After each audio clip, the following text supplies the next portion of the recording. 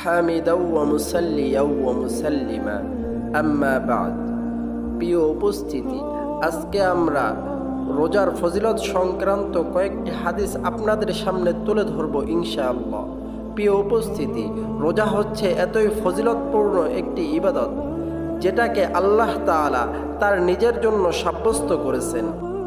বুখারী মুসলিমের হাদিসে বর্ণিত হয়েছে, রাসূলুল্লাহ সাল্লাল্লাহু আলাইহি ওয়াসাল্লাম বলেন, কুল্লু আমালি ইবনি আদম লাহু আল হাসানাতু বিআশরি আমসালিহা ইলা 700 জিরফিন يقول الله عز وجل إلا الصيام فإنه لي وأنا أجزي به ترك شهوته وطعامه وشرابه من أجلي للصائم فرحتان فرحة عند فطره وفرحة عند لقاء ربه ولخلوف فم الصائم أطيب عند ربي من ريح المسك।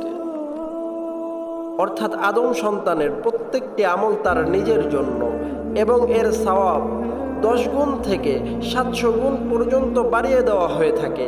আল্লাহ তাআলা বলেন, তবে রোজা হচ্ছে এর থেকে ব্যতিক্রম। নিশ্চয়ই রোজা হচ্ছে শুধুমাত্রই আমার জন্য, আর এর প্রতিদান স্বয়ং আমি নিজেই দেব, কেননা সে শুধুমাত্র আমাকে সন্তুষ্ট করার জন্য খাবার দাবার, পানাহার ও সহবাস থেকে বিরত থেকেছে।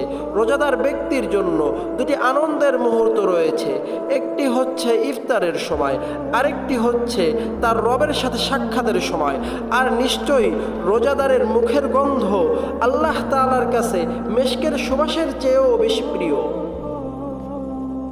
বুখারী মুসলিমের অপর এক হাদিসে বর্ণিত হয়েছে, রাসূলুল্লাহ সাল্লাল্লাহু আলাইহি ওয়াসাল্লাম বলেন, মান সামা রমাদানা ঈমানান ওয়া ইহতিসাবান গুফিরা লাহু মা তাকদ্দামা মিন যামবিহি। যে ব্যক্তি ঈমানের সাথে সওয়াবের আশায় রমজানের রোজা রাখবে, আল্লাহ তাআলা তার অতীতের সকল গুনাহকে ক্ষমা করে দেবেন।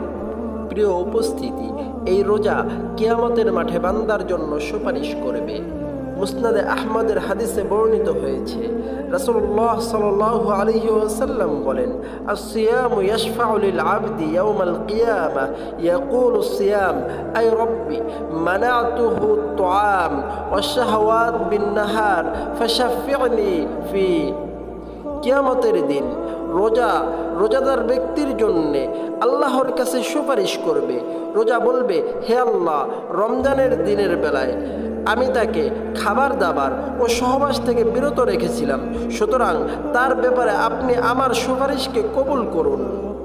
তখন আল্লাহ তাআলা রোজার সুপারিশকে কবুল করবেন। হাদিসের মাঝে রোজাকে জাহান্নামের আগুন থেকে বাঁচার জন্য ঢাল স্বরূপ বলে উল্লেখ করা হয়েছে।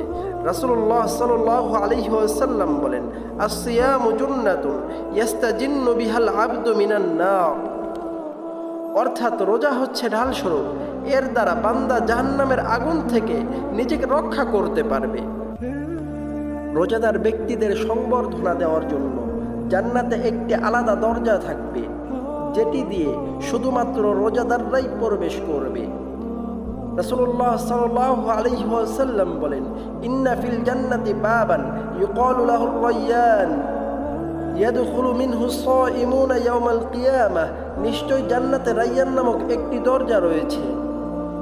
কিয়ামতের দিন যেই দরজাটি দিয়ে শুধুমাত্র রোজাদাররাই প্রবেশ করবে, অতঃপর তাদের যখন প্রবেশ হওয়া শেষ হবে, তখন সেই দরজাটি বন্ধ হয়ে যাবে। সেই দরজাটি দিয়ে আর কাউকে জান্নাতে প্রবেশ করতে দেওয়া হবে না। প্রিয় উপস্থিতি, তাই আসুন আল্লাহ তাআলার কাছে ফরিয়াদ করি, আল্লাহ তাআলা যেন আমাদের রোজাগুলোকে কবুল করেন, আমাদেরকে রায়্যান নামক দরজা দিয়ে জান্নাতে প্রবেশ করার তৌফিক দান করেন। আমিন সুম্মা আমিন ইয়া রাব্বাল আলামিন।